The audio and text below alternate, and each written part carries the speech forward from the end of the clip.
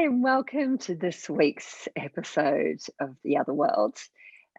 This week, Fiona and I are going to be discussing the energies of the last week in April, from today, the 26th, through to the 2nd of May. And our next episode will cover the month of May. Hi, Fee. Hi. I'm going to start this week. Oh, what an interesting week we're in. Depending on where you are, we're starting the week or tomorrow on the 27th here where I am, where we are in Sydney, with the Scorpio full moon. And also on this day, Pluto goes into retrograde. And this week as well, we've got the planet Uranus conjuncting with the sun. So they're the sort of the things that are going on in the cosmos. What this spells in terms of a theme for the week is get comfortable with discomfort. It's a week of secrets being revealed. And that may not be always comfortable. There might be stuff coming up around identity. Things may be coming out of the closet this week from all areas in your life. So that's the kind of theming. It feels like a little bit of the breaking up that happens before the putting back together in a different way. It's not exactly a place of comfort, since we're sitting in Taurus, which is a sign of being comfortable, a sign of home and pleasure and relaxing, not moving, and yet all this stuff is going on around that environment. So we're sitting in Taurus, but we've got everything else going. Yeah, no, we want to see you change. We want to see the discomfort. We want you to dive deep and to move things that have been staying in this place for far too long. That is, yeah, so I then picked a card for the week that kind of just to give me a little bit of an idea, and I picked the Castle. Which is kind of an interesting card. And then I thought, yeah, I don't know if I'm comfortable with the Castle. So I chose another one and I got the Womb. Did you like that one better? Well, they sort of they both sort of speak to the same thing, really, which is this going within, this being uncomfortable and getting comfortable with the discomfort is a place inside of us. It's not something that we're working with outside of us. It's something that's been wanting to be revealed from within, or from that place of being inside and sitting with yourself and letting it reveal itself.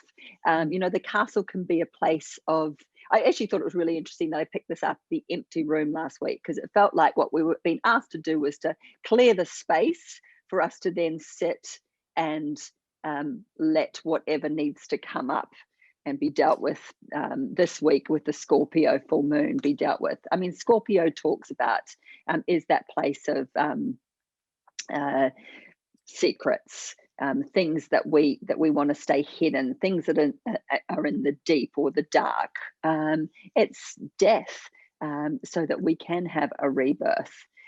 We've also got Uranus conjuncting the sun. So Uranus is that disruptor. So you've got Uranus sitting in the Taurian sun, just saying, come on, there's something here that we want to break apart, that we want to completely dismantle. And then there's the big, Pluto going retrograde. Pluto is one of those planets, because it's one of the outer lying planets. It's a bit of a generational thing, Pluto, where it sits in all of our charts. And it's got a lot of hard aspecting going on at the moment. So what I'm finding is that where Pluto is, it's disrupting our structures. It's sitting in Capricorn, but it's doing it for all of us in a different place in our lives. So for I thought it might be helpful because a lot of people, you don't know your charts, you don't know where Pluto might be sitting. So when I speak about this stuff, it may not be practically helpful to you if you don't have your chart in front of you. But because it is such a big thing, this Pluto going retrograde, and it's going back over a period over the last year or so that may have come up, and now it's going back over it. So whatever we haven't looked at in that area, we're really being asked to dive into. So I just to give you a little bit of an idea as to when you were born and the years you were born, I can give you a clue as to where Pluto's asking you to look. So from about 1937, and Pluto does go back and forward a little bit between, but this will give you a general idea. Between about 1937 and 1956, Pluto was passing through the sign of Leo. So you're being asked to look at your creativity, or inner child, childhood, entertainment. These will be areas that will give you a clue as to where the transformation and the deep diving can happen.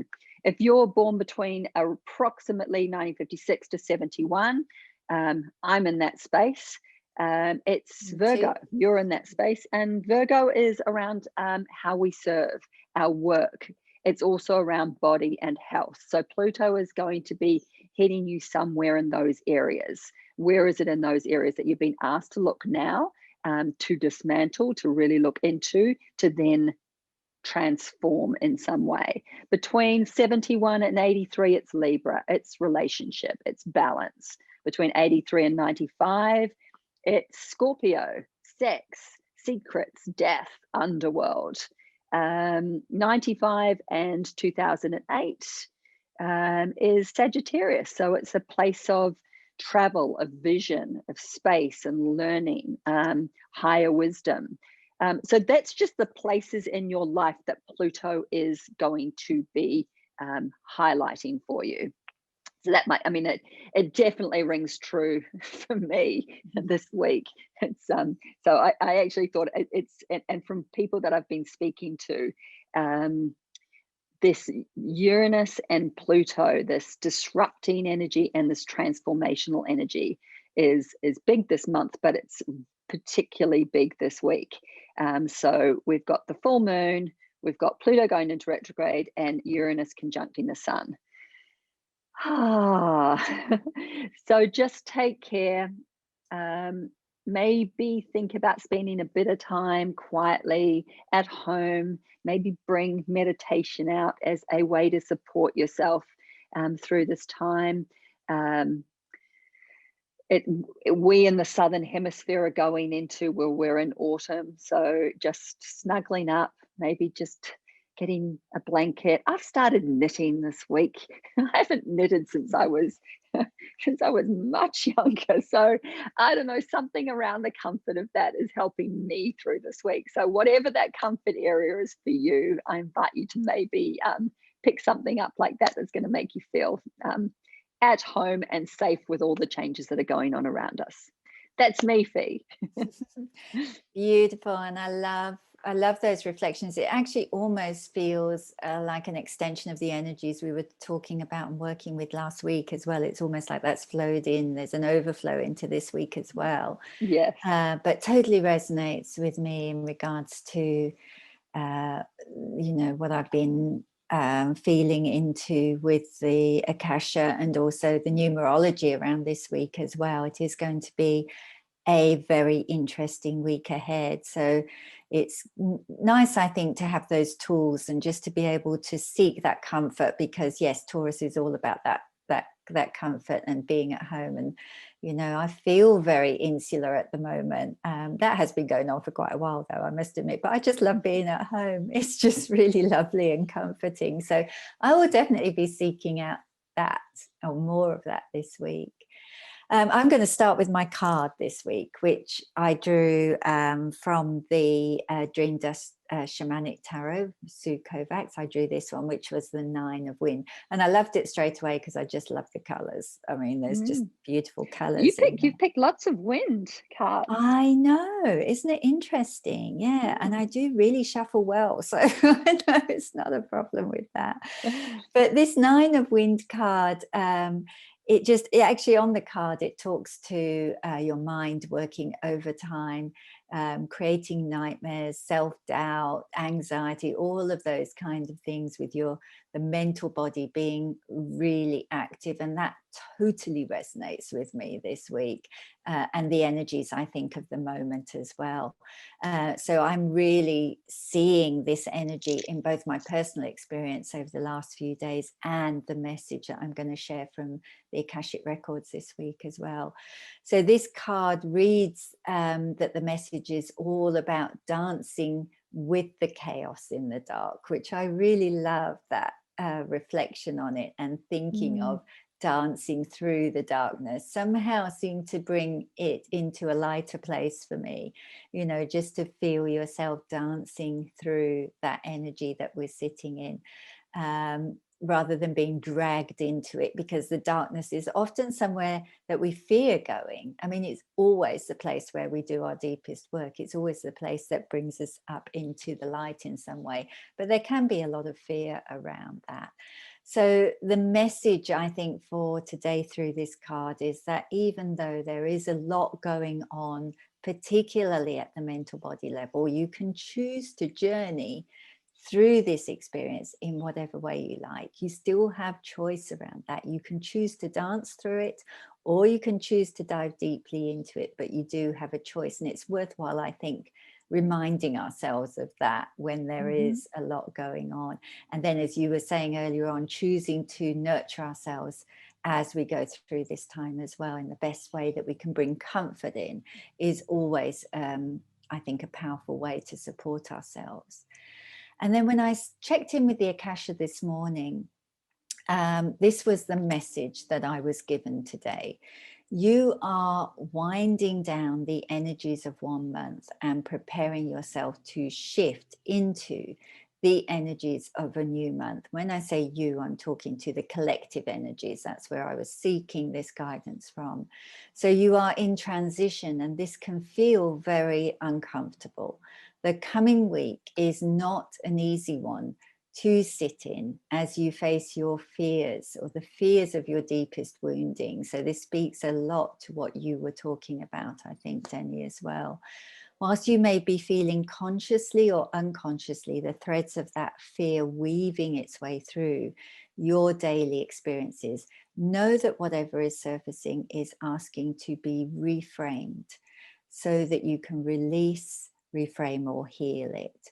So the fear is based in your mind, not in your body, not in your intuition. You're being asked to look at your fears and see them for what they really are, to look at where they originated or what experiences created them for you. So dive into them a little bit and just work through them so that you can acknowledge to yourself just how much those fears have held you in a place of lack or stuckness or limitation.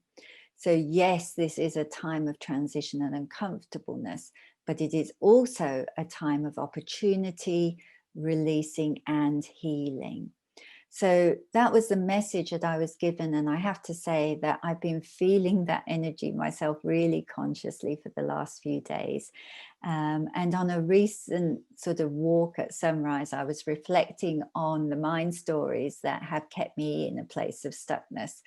For me personally, this has been a very physical experience. It's been showing up very much in my physical body.